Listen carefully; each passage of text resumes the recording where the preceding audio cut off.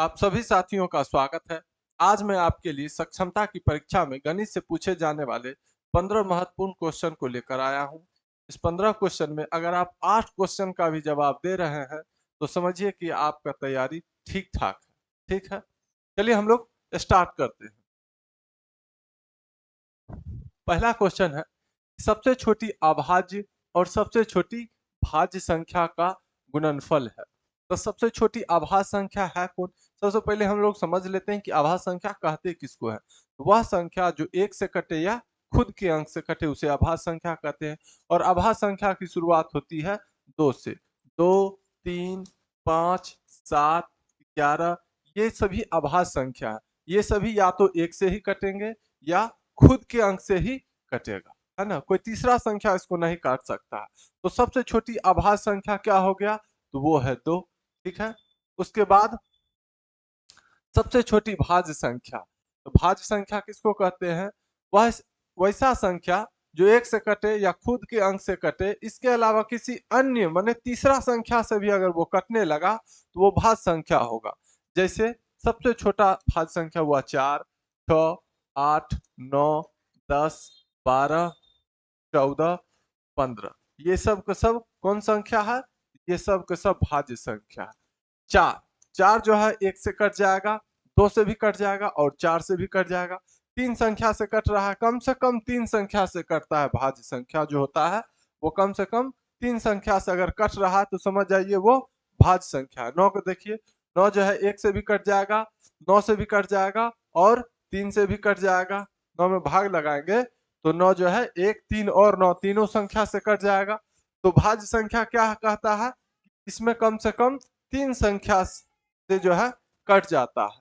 तो सबसे छोटा भाज्य संख्या क्या है?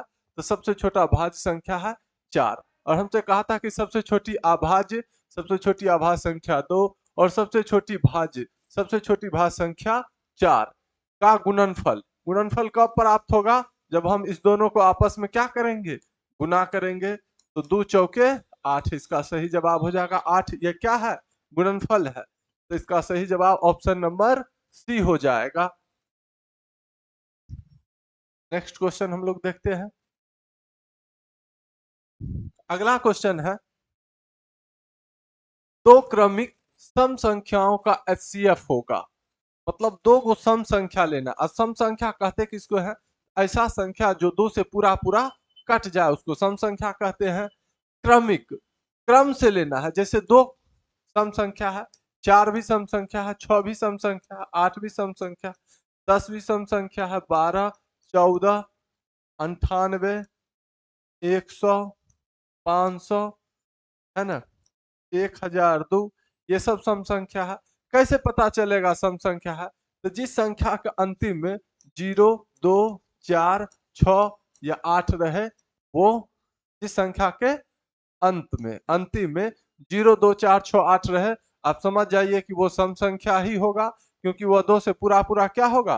कट जाएगा। ठीक है, तो दो क्रमिक, क्रमिक का मतलब हो गया क्रम से। जैसे 2 के बाद अगला सम संख्या क्या होगा? 4, 4 के बाद अगला सम संख्या 6, उसके बाद अगला क्रम से है 8, 8 के बाद हम 12 क्रम कह सकते हैं कि क्रम से है। 8 के बाद अगला सम संख्या 12 है तो नहीं, 8 के बाद 10 है, ये क्रम से नहीं है। 8 के बाद 12 नहीं, 8 के बाद 10। तो क्रमिक का मतलब समझ गए? क्रम से। जैसे 1 के बाद 2, 2 के बाद 3, 3 के बाद 4 होता है, इसी तरह सम संख्या में 2 के बाद अगला सम संख्या 4 होगा, उसके बाद अगला सम संख्या 6, फिर 8, फिर 10, फिर 12, फिर 14, है ना। तो कहीं से भी हम लोग क्या कर सकते हैं? दो क्रमिक सम संख्या उठा लीजिए। जैसे 12, 12 के बाद क्या होगा? अगला सम संख्या 14, चाहे हम लोग 18, 18 के बाद अगला सम संख्या क्या होगा? 20 होगा। कहीं से भी दो क्रम से सम संख्या ले लेंगे और उसका हमको क्या निकालना है? एचसीएफ निकालेंगे तो क्या आएगा? तो जैसे हम लोग 12 और जैसे 12, उसके बाद क्या है? 14 है। तो इस दोनों का एचसीएफ निकालेंगे तो 12 इकाई 12, 4 में से 2 घटेगा 2, ये कट जाएगा। अब यहाँ एचसीएफ निकालना है, तो जब तक 0 नहीं आएगा, जब तक तोड़ेंगे नहीं तब तक छोड़ेंगे नहीं वाला बात यहाँ हो जाता है। 2 छक्के 12 और यहाँ कट गया, है ना। तो जो लास्ट में काटता है वही हीरो होता है, वही एचसीएफ होता है। तो दो क्रमिक सम संख्याओं का एचसीएफ क्या होगा? वो होगा 2। आप कहीं से भी ले लीजिए, 98 और 100 ले लीजिए। 98 के बाद अगला सम संख्या 100 ही है ना। 98 का 98, 10 में से 8 गया 2, और ये 9 में से 9 गया खत्म। ये तो इसको दे ये दिया था। अब 98 यहाँ उतारिए, 100 में से 98 घटेगा तो 2 ही ना बचेगा। 2 चौकी 8, यहाँ 1, ये 8, 2 नामा 18, 2 जो है काट दिया पूरा पूरा 98। तो जो लास्ट में काटता है वही मेरा मौसा। तो दो क्रमिक सम संख्याओं का एचसीएफ, यहाँ से हमको ये पता चल गया कि दो क्रमिक सम संख्याओं का एचसीएफ हमेशा क्या होगा, हमेशा क्रमिक सम संख्या का मौसो जो होगा, एचसीएफ जो होगा वो क्या होगा, 2 ही होगा। ठीक है। जो भी साथी नए हैं प्लीज वीडियो को लाइक कीजिए, चैनल को सब्सक्राइब कीजिए, और जिस चैप्टर को आप लोग पढ़ना चाहते हैं वो भी बता दीजिएगा कि हमको जो है इस चैप्टर को पढ़ाया जाए, तो हम आपके लिए चैप्टर बाय चैप्टर जो है तो क्वेश्चन लेकर आएंगे आप लोग के लिए। ठीक है। चलिए 3 नंबर क्वेश्चन देखते हैं। निम्नलिखित में कौन अभाज्य संख्या है? अभी तुरंत बताएं अभाज्य संख्या किसको कहते हैं। ऐसा संख्या जो 1 से कटे या खुद के अंक से कटे वही अभाज्य संख्या होगा, है ना। 8 अभाज्य संख्या होगा क्या? नहीं, क्योंकि ये 1 से भी कटेगा, 8 जो है 1 से भी कटेगा, 1 8 8 कट गया। 8 जो है 8 से भी कटेगा, 8 इकाई 8 कट गया। अब 8 जो है 2 से भी कट रहा है, 2 चौके 8, 3 संख्या से कट गया, तो ये तो अभाज्य नहीं होगा। 9 9 जो है 1 से कट जाएगा, 9 से भी कट जाएगा, और 3 से भी कट जाएगा, ये भी नहीं होगा। 11 11 जो है 1 से ही कटेगा और 11 से ही कटेगा, कोई तीसरा संख्या नहीं है जो 11 को काट दे, तो ऑप्शन नंबर सी इसका सही जवाब हो जाएगा। 15 को देख लीजिए, 15 1 से ही कटेगा, 15 से ही कटेगा, 3 से भी कटेगा, 5 से भी कटेगा, तो ये भी अभाज्य संख्या होगा नहीं, तो इसका सही जवाब हो जाएगा ऑप्शन नंबर सी, 11 जो है अभाज्य संख्या है।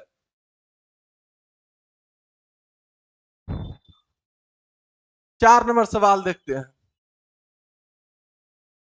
कहता है 3x प्लस 4 बहुपद का शून्यक है।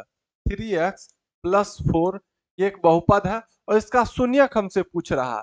शून्यक का मतलब हो गया ये जो x का मान है, x का मान ऐसा क्या रखेंगे जो इस पूरे का जो है हम लोग कैलकुलेशन करने के बाद इसका आंसर क्या आ जाए, इसका आंसर आ जाए 0, इसका आंसर क्या आ जाए, 0 आ जाए। ठीक है। ये एक बहुपद है। कौन बहुपद है? तो रैखिक बहुपद है। कैसे है? क्योंकि ये x y z को हम लोग चर कहते हैं, है ना। तो चर की घात अगर कुछ ना हो, मतलब एक होता है, तो वो रैखिक बहुपद होता है। ठीक है।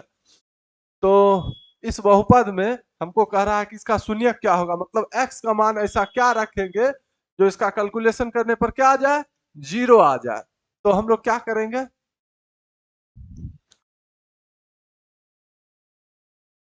3x प्लस 4 है, यहाँ 0 रख लेंगे।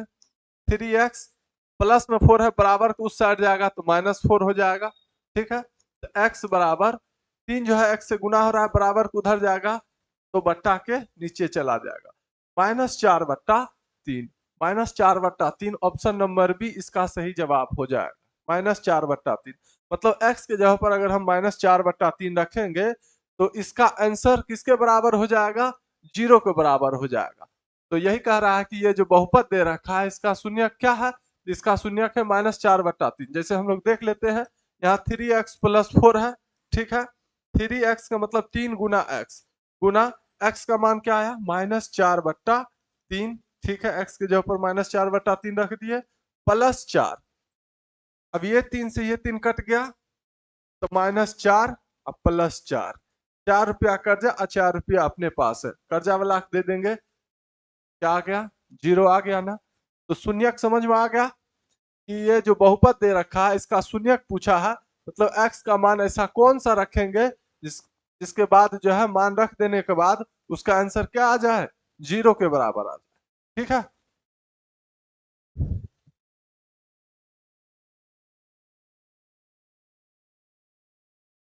द्विघात बहुपद दे रखा है, इसका शून्यक पूछा, यहाँ भी वही है, एक्स स्क्वायर माइनस 7x और प्लस 10, इसका शून्यक पूछा है। मतलब x के जगह पर ऐसा कौन सा संख्या रख देंगे जिसका शून्यक क्या मतलब जो किसके बराबर हो जाए, 0 के बराबर हो जाए।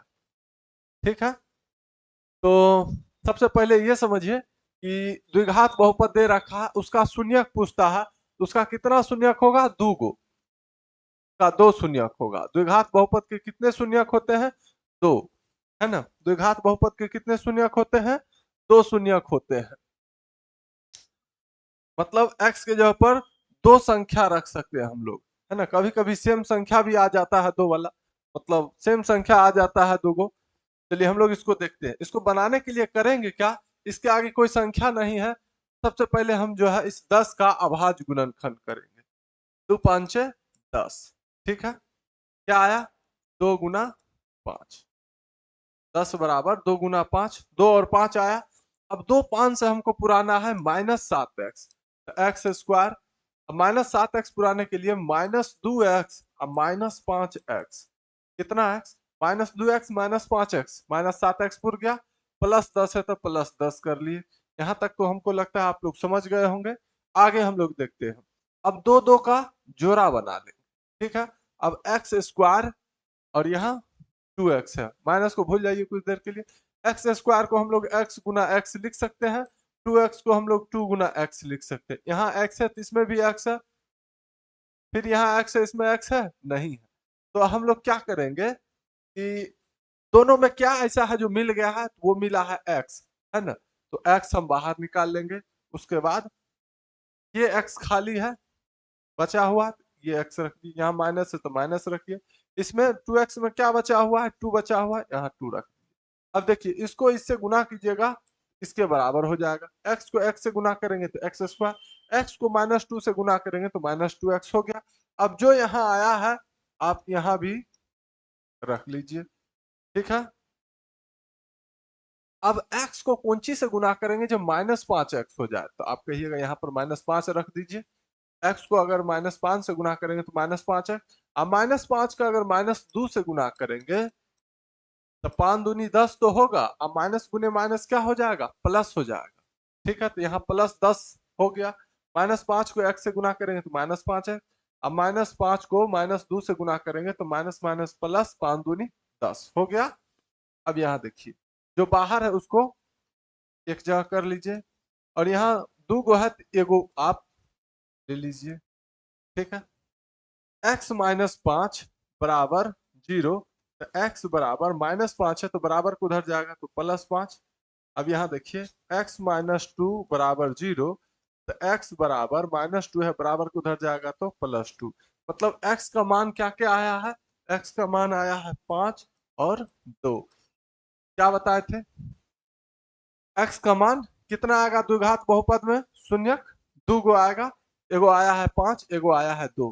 कहाँ है 5 और 2, अच्छा आगे पीछे भी हो सकता है। ऑप्शन नंबर सी, x का मान 2 रखिए तो भी इसका कैलकुलेशन करने पर क्या आ जाएगा, 0 आ जाएगा, या 5 रखिए तो भी 0 आ जाएगा। चलिए हम लोग देख लेते हैं, इसको एक बार चेक भी कर लेते हैं कि वाकई में सही है या नहीं। चलिए देखिए एक्स स्क्वायर -7x प्लस 10 है, ठीक है। x के जगह पर हम पहले क्या रख लेंगे, 2, ठीक है। x के जगह पर 2 रखेंगे तो 2 का स्क्वायर -7 गुना x का मान क्या रखे हैं 2, तो 2 ही रखेंगे, प्लस 10। 2 का स्क्वायर कितना 4, 7 दूनी 14 प्लस 10। अब 10 रुपया अपना है और 4 रुपया अपना है, तो 14 रुपया अपना और -14, 14 रुपया अपना, 14 रुपया कर्जा भी कर्जा वाला के दे दिए तो क्या आ गया, 0 आ गया, ठीक है। 2 रखेंगे तो भी 0। अब क्या रखेंगे, अब हम लोग 5 रखेंगे। x के जगह पर अब हम लोग क्या लेंगे, 5 लेंगे। ऐसा नहीं करना है कि एक x के जगह पर 2 रख लेंगे और एक x के जगह पर 5 रख लेंगे तो गलती हो जाएगा।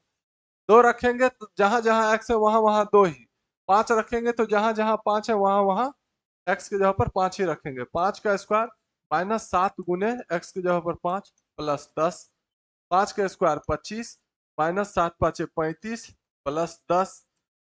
10 रुपया अपना और 25 रुपया अपना, तो 25 10 35 रुपया अपना और 35 रुपया कर्जा, ये वाला कर्जा वाला के दे देंगे तो क्या आ जाएगा, 0 आ जाएगा ना। तो द्विघात बहुपद x square minus 7x plus 10 का शून्य क्या है, तो 2 5। ऑप्शन नंबर सी इसका सही जवाब हो जाएगा। ठीक है, अगर आपको लगता है कि यह जो है बहुत हार्ड है तो हम इस चैप्टर से जो है बेसिक से आपको इस चैप्टर को पढ़ा देंगे। ठीक है, ये टेंशन नहीं लेना है। जो भी आपको दिक्कत हो, आपको लगता है कि मेरा कोई चैप्टर कमजोर है, तो आप हमको कमेंट सेक्शन में जरूर लिखिए। हम आपके लिए बेसिक से हाई लेवल तक का क्वेश्चन आपके लिए लेकर आएंगे उस चैप्टर का। ठीक है, बस आप लोग अपना प्यार बनाए रखिए, हमसे जितना संभव हो सकता है हम आपके लिए करेंगे। चलिए आगे देखते हैं। द्विघात बहुपद के शून्यकों की संख्या होती है, अभी तुरंत बताए थे। द्विघात बहुपद दे रखा है तो उसका शून्य कितना निकलेगा, 2 निकला था।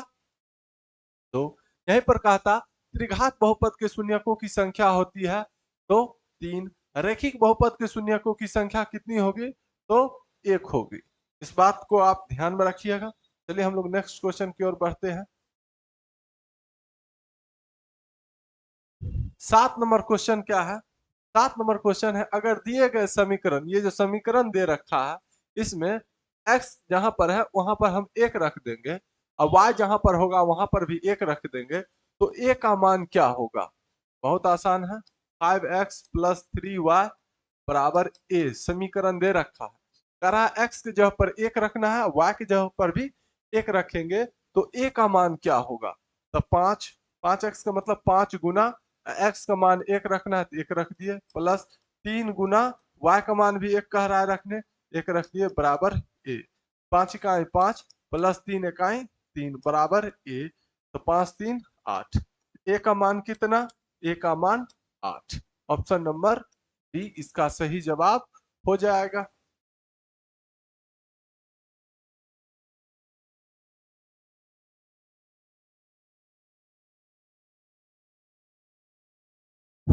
आठ नंबर सवाल देखिए, समांतर श्रेणी, समांतर श्रेणी दे रखा है। समांतर श्रेणी कब होगा, जब सबका अंतर आपस में क्या हो, समान हो। जैसे 1 2 3 4 5, ये समांतर श्रेणी में है या नहीं, आप कहिएगा हाँ है। कैसे, क्योंकि 2 में से अगर 1 घटाएंगे तो 1 ही आएगा, 3 में से 2 घटाएंगे तो भी 1 ही आएगा, 4 में से 3 घटाएंगे फिर भी 1 ही आएगा, और 5 में से 4 घटाएंगे तो भी 1 ही आएगा। तो ये समांतर श्रेणी में है। ठीक है, तो हमको पता कैसे चलेगा कि समांतर श्रेणी में नहीं है।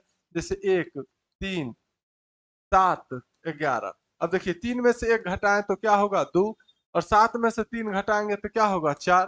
क्या अंतर सब में समान है, नहीं है। सब में अंतर समान नहीं है तो वो समांतर श्रेणी में नहीं होगा।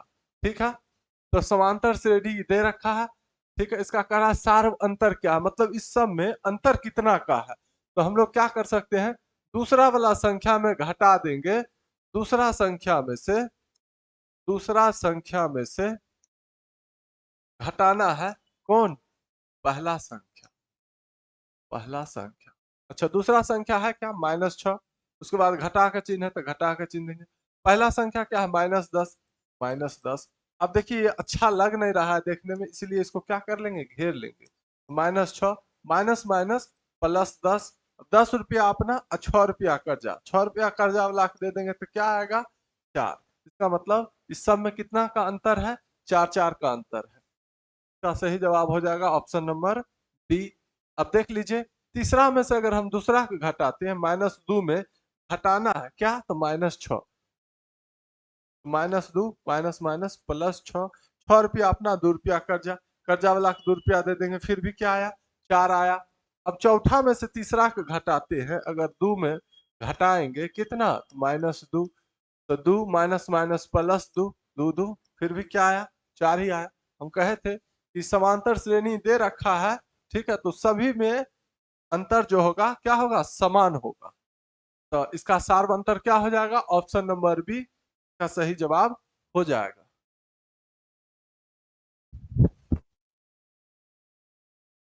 एक क्वेश्चन जो है त्रिकोणमिति से है ना। अगर आपको लगता है कि त्रिकोणमिति से नहीं पूछा जाएगा तो कमेंट सेक्शन में लिख दीजिएगा, हम जो है इसे क्वेश्चन नहीं बनाएंगे। अगर लगता है कि नहीं ये ठीक है तो आपके लिए इसके लिए एक स्पेशल वीडियो बना देंगे, है ना। त्रिकोणमिति से ये क्वेश्चन है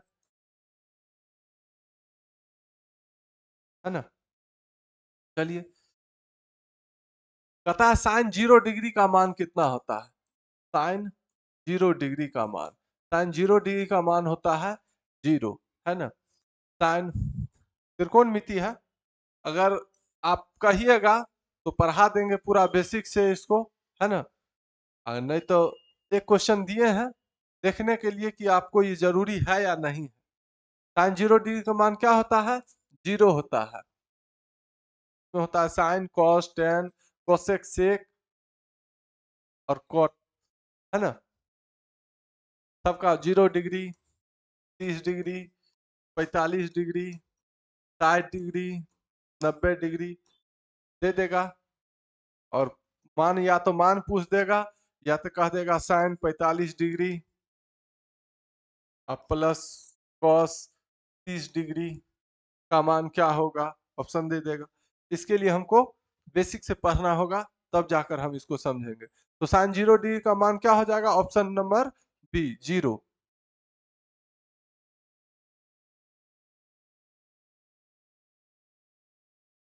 10 नंबर क्वेश्चन देखिए, 20 सेंटीमीटर लंबाई, 10 सेंटीमीटर चौड़ाई तथा 8 सेंटीमीटर ऊंचाई वाले घनाभ का आयतन है। तो घनाभ का आयतन का फॉर्मूला क्या होता है, घनाभ का आयतन, घनाभ का आयतन बराबर होता है लंबाई गुने चौड़ाई गुने ऊंचाई, है ना। तो लंबाई कितना है 20 सेंटीमीटर, 20 सेंटीमीटर गुना चौड़ाई कितना है 10 सेंटीमीटर, 10 सेंटीमीटर गुना ऊंचाई कितना है 8 सेंटीमीटर। देखिए दो इकाई दो और दो आठे 16, एक जीरो यहाँ एक जीरो यहाँ, दो जीरो बैठा लीजिए। सेंटीमीटर गुना सेंटीमीटर गुना सेंटीमीटर, जैसे दो गुना दो है तो दो जो है 3 बार गुना में है तो हम इसको ऐसे लिख सकते हैं 2 की पावर 3, है ना। तो यहाँ सेंटीमीटर गुना सेंटीमीटर, सेंटीमीटर 3 बार गुना में है, हम लोग इसके ऊपर भी सेंटीमीटर पर पावर क्या दे सकते हैं 3, घन सेंटीमीटर। 1600 घन सेंटीमीटर, इसका ऑप्शन सही हो जाएगा सी, ऑप्शन नंबर सी इसका सही हो जाएगा।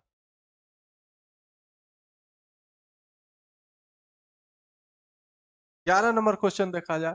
11 नंबर क्वेश्चन कहता है कि एक साइकिल 5,980 पर 15% के लाभ पर बेचा गया, उसका क्रय मूल्य क्या है। 5,980 पर बेचने के बाद 15% का लाभ हुआ है, बेचने के बाद ये जो है इतना में बिका है, तब जाकर हमको 15% का लाभ हुआ है। इसका मतलब क्रय मूल्य जो होगा वो क्या होगा, जो ये रुपया है इससे कम होगा क्रय मूल्य, ठीक है। तो क्रय मूल्य हमसे पूछा जा रहा है, 15% का मतलब होता है 15/100, ठीक है। 15%, अब इसको काट दीजिए, 5×15, 5×2=10, 0, 3/15% को हम लोग 3/20 भी कह सकते हैं, ठीक है। 15% को हम लोग 3/20 कह सकते हैं। कहता है 15% के लाभ पर बेचा गया है, लाभ कहेगा तो नीचा वाला को ऊपर वाला से जोड़ देना है, तो 20 और 3 23/20, ये चीज मेन है, ये चीज मेन है, ठीक है।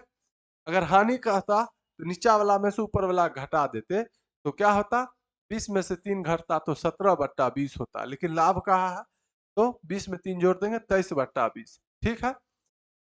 कहता है कि इतना में अगर बेचता है, 5,980 में अगर बेचता है तब 15% का लाभ होता है, उसका क्रय मूल्य क्या होगा, तो उसका क्रय मूल्य इससे कम होगा, ठीक है। 15% लाभ का मतलब हो गया 23/20, उसका क्रय मूल्य क्या होगा, तो आप कहिएगा कम होगा, तो कम वाला को हम लोग ऊपर लिख लेंगे और ज्यादा वाला को नीचे लिख लेंगे, ठीक है। अब क्या करेंगे, 5980 में हम लोग भाग लगा देंगे 23 से, 23 दूनी 46, 9 में से 6 घटेगा 3, 5 में से 4 घटा 1, ये 8 उतार देंगे, यहाँ 8 है। 3 को किससे गुना करेंगे जो 8 हो जाए इकाई के स्थान पर? 6, 6 त्रिक 18 का 8 हाथ में बचाए, 6 दूना 12, 1 13, ये कट गया। अब यहाँ 0 है, उतारेंगे तो 23 को किससे गुना करेंगे 0 होगा? तो आप कहिएगा 0 से। 260, 23 जो है 5980 को क्या बार में काट देगा? 260 बार में। अब क्या करेंगे, इन दोनों को आपस में गुना करेंगे, 0 को छोड़ दीजिए। 2 छक 12 को 2 हाथ में बचा 1, 2 दूना 4, 1 5, 1 0 यहाँ, 1 0 यहाँ, 2 0 है, रख दिए। मेरा क्रय मूल्य क्या हो जाएगा? मेरा क्रय मूल्य हो जाएगा 5200 रुपया। मेरा क्रय मूल्य क्या हो जाएगा? 5200 रुपया। अब हम लोग इसको चेक भी कर सकते हैं, देखिए कैसे। अगर मेरा क्रय मूल्य हमको क्या है? 5200 रुपया है ना। अब हमको इस पर मान लीजिए कि एक साइकिल हम जो है खरीदे थे 5200 रुपया में, अब हमको इसको बेचना है, 15% लाभ पर बेचना है, तो ज्यादा में बेचना होगा तब तो हमको लाभ होगा। तो 15% लाभ का मतलब 15% का मतलब 15/100, 5 दिया 15, 5 दूनी 10, यहाँ 0। लाभ कमाना है तो 20 में 3 जोड़ देंगे, 23/20। ठीक है, ये मेरा क्या है? क्रय मूल्य है। अब हमको इसको 15% लाभ पर बेचना है, तो ज्यादा में बेचना होगा, तो ज्यादा में बेचना होगा तो ज्यादा वाला ऊपर और कम वाला नीचे, ये 0 से ये 0 कट जाएगा। अब यहाँ बचा 520 और यहाँ बचा 2, 2 दूनी 4, 5 में से 4 गया 1, 1 पर 2 12, 2 छके 12 और यहाँ बचा 0। ठीक है, 2 जो है 520 को कितना बार में काट दिया? तो 260 बार में काट दिया। अब क्या करेंगे हम लोग? 260 को गुना करेंगे किससे? 23 से। और गुना करने के बाद कितना आना चाहिए? 5980 अगर आ गया तो हम समझेंगे मेरा ये सही है। तो 260 को गुना करेंगे 23 से, 3 को 0 से गुना करेंगे होगा 0, 3 छक 18 का 8 हाथ में बचा 1, 3 दूना 6 1 7, 2 को 0 से गुना करेंगे 0, 2 छक 12 को 2 हाथ में बचा 1, 2 दूना 4 1 5, ये 0, ये 8, ये 7 2 9 और ये 5, 5980 आ गया ना। ठीक है, इसका सही जवाब क्या हो जाएगा कि इसका क्रय मूल्य क्या होगा? 5200 रुपया होगा। इसको हम लोग चेक भी कर लिए, अगर क्रय मूल्य 5200 रुपया है, 15% लाभ पर बेचेंगे तो कितना आएगा? 5980 आएगा और आ भी गया यहाँ। ठीक है, 12 नंबर क्वेश्चन देखिए, कहता है कि एक राशि जो है 10 वर्ष में दुगुनी हो जाती है, वार्षिक साधारण ब्याज की दर है। वार्षिक साधारण ब्याज की दर है, इसमें जो है हमसे दर पूछा जा रहा है। समय दे रखा है, समय कितना है? तो 10 वर्ष दे रखा है। उसके बाद कुछ दे रखा है क्या? उसके बाद कुछ नहीं दिया। कहता है एक राशि है, ठीक है, जो 10 वर्ष में दुगुनी हो जाती है। मान लीजिए अगर वो राशि जो है, माना मूलधन की राशि, मूलधन की राशि अगर 100 रुपया है, मूलधन की राशि कितना है? 100 रुपया है, इसका दुगुना कितना होगा? 200 होगा। अगर मूलधन की राशि 200 है तो उसका दुगुना कितना हो जाएगा? 400। मूलधन की राशि अगर 1000 है तो उसका मूलधन मतलब उसका जो है दुगुना 2000 हो जाएगा, है ना। तो हम मान लिए कि मूलधन की राशि जो है 100 रुपया है, ठीक है, और कहता है कि एक राशि जो है 10 वर्ष में दुगुनी हो जाती है। ठीक है, अगर जो है मूलधन मेरा 100 रुपया है तो 10 वर्ष में दुगुना हो जाएगा, तो कितना हो जाएगा? 200 रुपया हो जाएगा। अच्छा, ये 200 रुपया जब हो जाएगा, ये 200 रुपया में क्या क्या होगा? तो मूलधन भी होगा और क्या होगा? ब्याज भी होगा। मूलधन प्लस ब्याज दोनों मिलाकर न होगा 200, क्योंकि अगर हम 100 रुपया किसी को दिए हैं और 10 वर्ष बाद वो हमको दुगुना देगा, तो 100 रुपया तो मेरा देगा ही देगा, प्लस में ब्याज भी देगा। और ब्याज कितना होगा? तो आप कहिएगा 100 रुपया ब्याज होगा, है ना। अगर 200 रुपया मूलधन और ब्याज दोनों है, मूलधन मेरा है कितना? तो 200 रुपया हो क्या जाएगा? मिश्र धन हो जाएगा। मिश्र धन में क्या क्या मिक्स होता है? मूलधन और मिश्र धन मेरा क्या हो जाएगा? 200 हो जाएगा। तो ब्याज कितना हो जाएगा? ब्याज जो हो जाएगा वो हो जाएगा कितना? 100 रुपया। मिश्र धन बराबर, मिश्र धन बराबर होता क्या है? मूलधन, मूलधन प्लस ब्याज, यही न होता है। मिश्र धन 200 है, मूलधन 100 रुपया है, तो ब्याज क्या होगा? ब्याज मालूम नहीं है। 100 जो है बराबर किधर आएगा? प्लस में है तो कहाँ जाएगा? माइनस में हो जाएगा, बराबर के इधर ब्याज रह जाएगा। तो 200 में अगर हम 100 घटा देंगे तो ब्याज मेरा कितना हो जाएगा? 100। तो ब्याज हमको पता चल गया, ब्याज पता चल गया कितना? 100।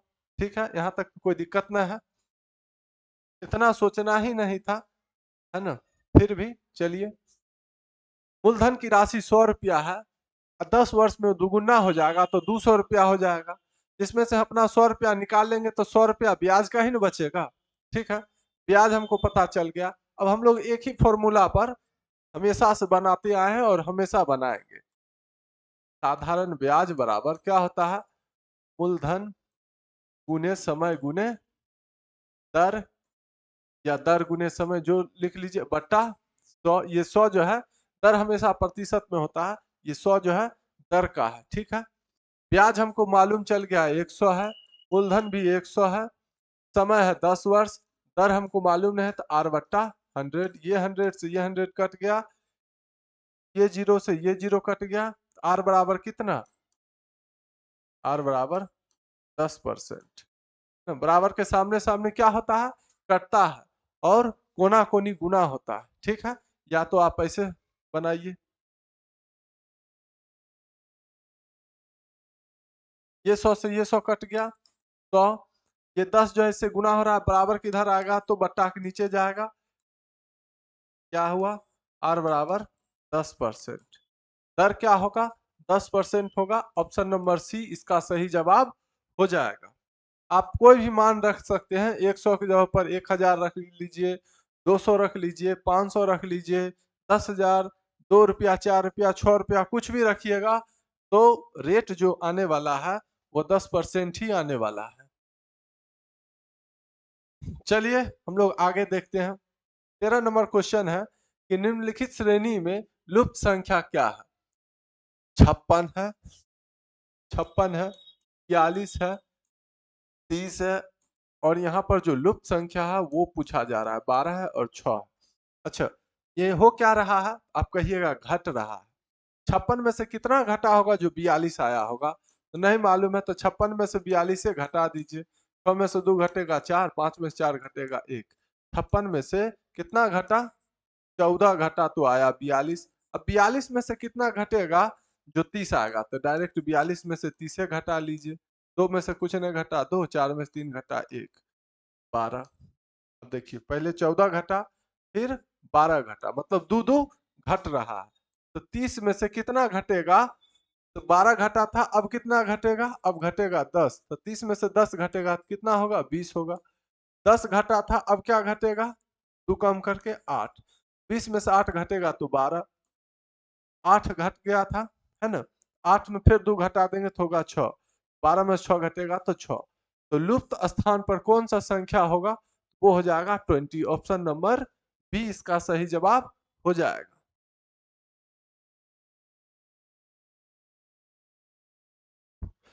14 नंबर सवाल देखिए, तथा इतना का योग है। हमसे योग पूछ रहा है, योग का मतलब जोड़, जोड़ने के बाद जो फल आता है तो योग फल कहते हैं। तो 0.013, ठीक है, दशमलव के सामने दशमलव रखिए, फिर 0.130, फिर दशमलव के सामने दशमलव रखिए, इधर 1 है, इधर 3 जीरो है, फिर क्या है? दशमलव के सामने दशमलव, इधर 3 1 और इधर 0, उसके बाद फिर दशमलव के सामने दशमलव, इधर 0 है और इधर 0 3 1। अब सबको जोड़ दीजिए, 3 और 0 3, 3 1 4, 3 1 4, दशमलव 3 1 4, 3 1 4, 144.443, 144.443। ऑप्शन नंबर डी इसका सही जवाब हो जाएगा। 15 नंबर क्वेश्चन देखिए, 15 नंबर क्वेश्चन कहता है कि 3012 गुना 17 गुना 13 गुना 10 गुना 11 की इकाई अंक क्या होगा? तो एक का अगर 0 से गुना करेंगे तो क्या होगा? 0। फिर 0 को किसी भी संख्या से गुना करेंगे तो 0 0 0। इकाई अंक ऑप्शन नंबर ए, है ना। 4 देखिए 2 साते 14, 14 का इकाई अंक 4, 4 तिया 12, 12 का इकाई अंक 2, और 2 को 0 से गुना करेंगे होगा 0, और 0 को 1 से गुना करेंगे तो 0, है ना। किसी भी तरह अगर हम गुना करेंगे तो इकाई अंक जो होगा वो क्या होगा, 0 ही होगा। इकाई अंक का मतलब जैसे 123 है, इसका इकाई अंक क्या है 3, दहाई अंक क्या है 2, सैकड़ा का अंक क्या है 1 है ना। तो इकाई अंक पूछा है, तो सभी इकाई अंक को हम क्या कर लिए हैं, आपस में गुना कर लिए हैं। और गुना करने के बाद हमको क्या आ रहा है, बार बार जीरो ही आ रहा है। जैसे 1 को 0 से गुना करेंगे तो 0, और 0 को 3 से गुना करेंगे फिर भी 0, फिर 0 को 7 से गुना करेंगे 0, फिर 0 को 2 से गुना करेंगे तो 0 ही आने वाला है। इसलिए इसका सही जवाब ऑप्शन नंबर ए हो जाएगा। 15 क्वेश्चन में कितने क्वेश्चन का जवाब आप जानते थे, इसका जवाब आपको कमेंट सेक्शन में देना है, ठीक है। अगर किसी तरह का डाउट है तो ज़रूर आप कमेंट सेक्शन में लिखिए, और इसी तरह आप लोग अपना प्यार बनाए रखें। थैंक यू, धन्यवाद।